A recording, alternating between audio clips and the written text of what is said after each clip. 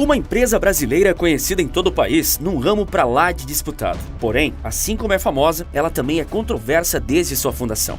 Apesar de uma identidade visual inconfundível, acompanhada por uma música chiclete que se tornou sua marca, essa empresa alega que foi destruída por uma gigante multinacional e agora enfrenta um melancólico processo de falência. E nesse vídeo, você vai descobrir qual é essa famosa e polêmica companhia brasileira que abriu falência e qual a multinacional que pode tê-la destruído.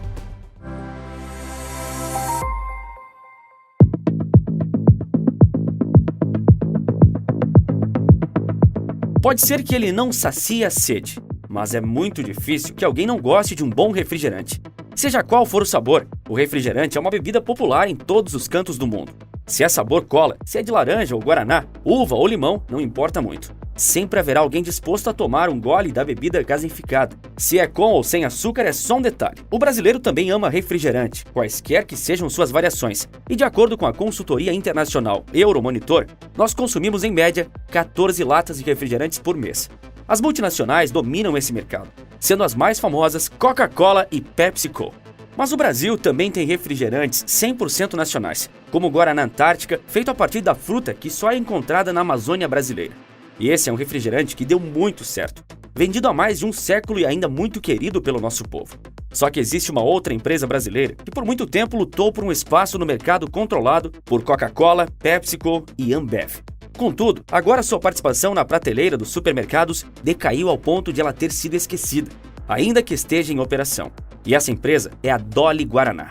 Sim, aquela mesma do mascote que é uma pequena garrafa PET, o Dolinho, e que comercializava variados sabores de refri. A Dolly, do famoso comercial com um jingle inconfundível. Dolly Guaraná, Dolly Guaraná, Dolly, Dolly, Dolly, Dolly, Dolly. A Dolly foi fundada em 1987 por Laerte Codonho, ainda quando ele era jovem, aos 26 anos. O primeiro refrigerante lançado pela Dolly era de sabor Guaraná, e foi ele o que se tornou mais famoso da marca. O diferencial que a Dolly usou para ter vantagem comparativa foi o fato de seu refrigerante ser dietético, ou seja, sem açúcares. Uma opção considerada ótima para aqueles que fogem da ingestão de açúcar a todo custo, ora por fins estéticos, ora por questões de saúde. Porém, esse tipo de bebida era proibido no Brasil desde a década de 70, cercado de polêmicas entre ser ou não realmente mais saudável. A Dolly comprou a briga para produzir o refrigerante da forma que queria, entrou na justiça em busca de autorização para fabricá-los e conseguiu. Mas havia um outro porém.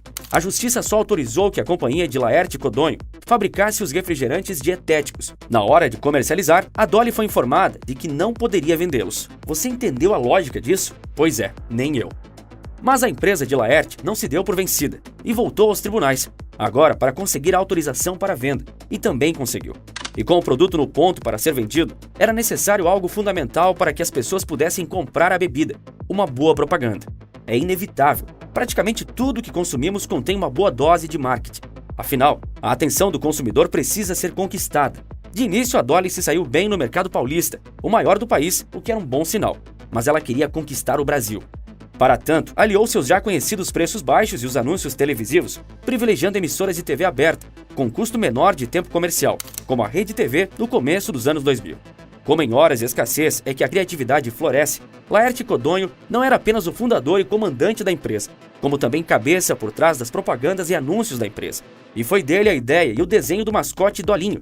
E o Dolinho, evidentemente, visava conquistar o público infantil, o que justifica inclusive a inspiração para sua criação, que foi o programa Teletubbies. Era um show infantil muito famoso na época. Quando Codonho produziu a propaganda, colocou os próprios filhos no vídeo. Ele também coordenou as falas do Dolinho, um aspecto importante para a conexão com o público e, consequentemente, para as vendas. Foi uma jogada no mínimo esperta de Codonho, já que seus comerciais adotaram como estratégia jingles repetitivos, que ao mesmo tempo que atingiam o público infantil, ressaltavam para os adultos que seu produto tinha o sabor brasileiro. Sendo assim, parte do público mais adulto passou a comprar a bebida para estimular o produto nacional, no mercado com grandes empresas bilionárias atuantes mundialmente. As pessoas começaram a repercutir a marca e, mais do que isso, a discuti-la. Pois existiam aqueles que se dividiam entre gostar e detestar a estratégia de marketing da Dolly. Querendo ou não, marketing foi feito para repercutir e tornar a marca conhecida, objetivo alcançado. Muito pouco importava se a propaganda era ou não bem produzida, por mais hilária que ela fosse. Mas as dificuldades da empresa nunca foram relacionadas à baixa aceitação do público. A não aceitação da concorrência que foi a pedra no sapato da Dolly. Laerte Codonho afirma, desde muito cedo em seu empreendimento, que a empresa vem sendo sabotada. Na ocasião, ele falou de difamadores espalhando campanhas nas ruas, como em pontos de ônibus e estações de metrô, contra os refrigerantes da Dolly. Havia cartazes que afirmavam que a marca usava ingredientes nocivos à saúde em sua fórmula. Mais que isso, Laerte afirmou categoricamente que uma gigante multinacional estava por trás do complô feito para derrubar a Dolly. Será que ele tinha razão?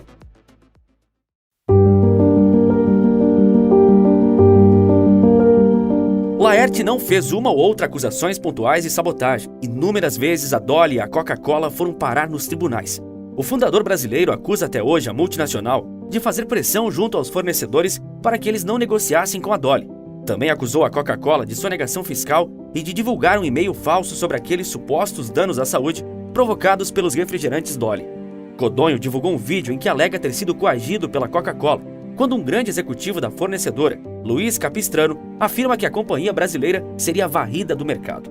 Ainda nas gravações, quando Laerte questiona Capistrano se o e-mail afirmando que os refrigerantes Dolly causariam câncer tinha sido usados pela área de vendas da Coca-Cola, o executivo da Coca respondeu da seguinte forma: "Caramba, isso é mais ou menos óbvio."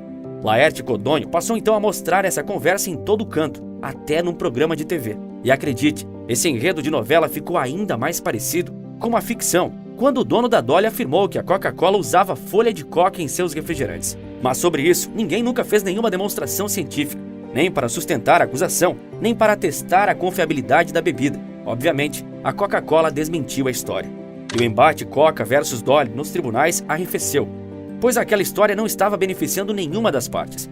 Porém, uma das acusações que a Dolly fez contra a Coca-Cola logo voltaria para assombrar a empresa brasileira, como você logo verá.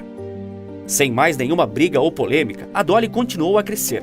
E o crescimento foi tamanho que em 2015, a Dolly já detinha 10% do mercado nacional, mesmo vendendo apenas no Sudeste. Parte dessa fatia expressiva se devia à participação de 30% no mercado paulista, o foco da companhia, onde ela mantinha em 2015 mais de 2.000 funcionários em 4 fábricas. Porém, a partir de 2015, tudo começou a desmoronar para a Dolly.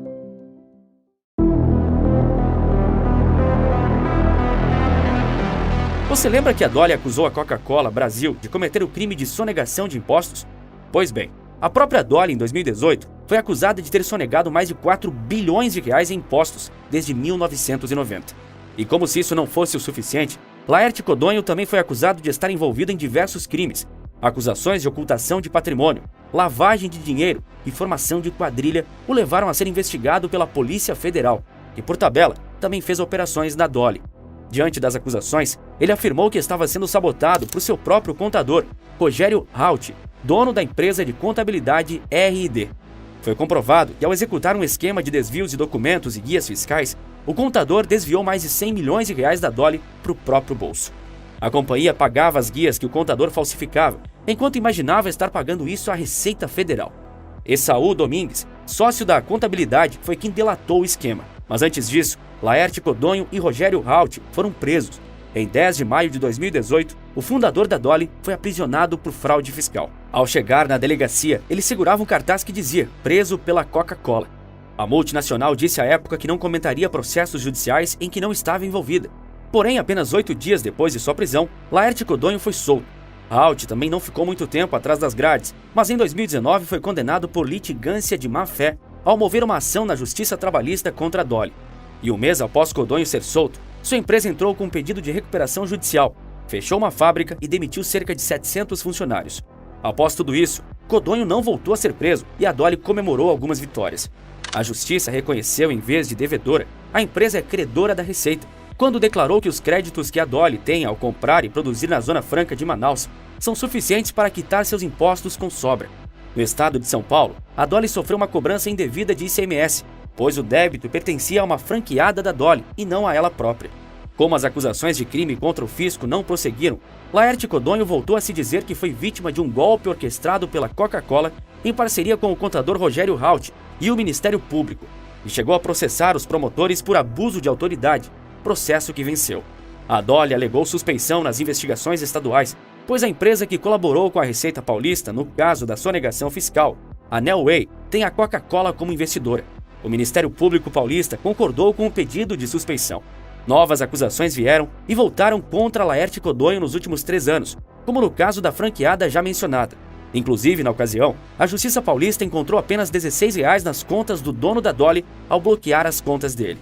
Apesar de ter pedido anos atrás recuperação judicial, a Dolly ainda está ativa, mas seu futuro é para lá de incerto, com uma capacidade de produção bastante reduzida e praticamente esquecida nos supermercados. Laerte Colombo disse em 2020 que não iriam conseguir quebrá-lo. Será que ele tem razão? A empresa já mostrou força para crescer num mercado tão competitivo, disputado por gigantes. Além disso, sobreviveu e venceu nos tribunais batalhas muito improváveis. O problema maior da empresa é que, enquanto se recupera, a marca pode ser esquecida. Caso já tenha se esquecido da Dolly e nem percebeu, viemos aqui para lembrá-lo da pequena empresa nacional que trava uma guerra contra o Golias das bebidas gaseificadas.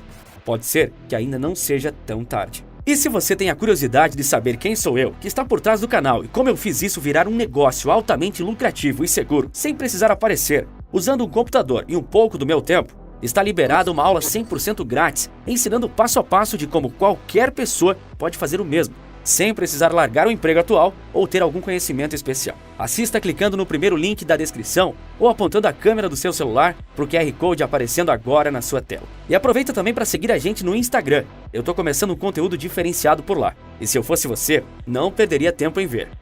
@maestria nos negócios. E você sabia que um dia existiu uma empresa brasileira que fabricava automóveis 100% nacionais e elétricos? Pois é, exatamente isso que eu te conto no vídeo aparecendo agora na sua tela. Por esse vídeo é isso. Um forte abraço e bons negócios!